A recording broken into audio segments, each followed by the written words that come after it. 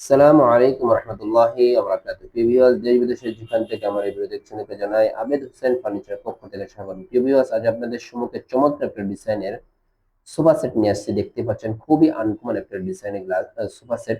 যে সোফা সেটটা দেখা মাত্র আপনাদের প্রশ্ন উঠবে কি কাঠ দ্বারা তৈরি করা হয়েছে। আমাদের দোকানে যাবতীয় ফার্নিচার তৈরি করা হয় অরিজিনাল চিটাগং সেগুন কাঠের দ্বারা।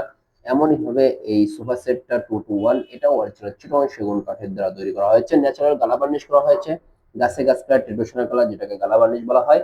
এই সোফা সেটটা আপনাদের যদি পছন্দ হয়ে থাকে অবশ্যই আমাদের দোকানে এসে যোগাযোগ করতে পারেন।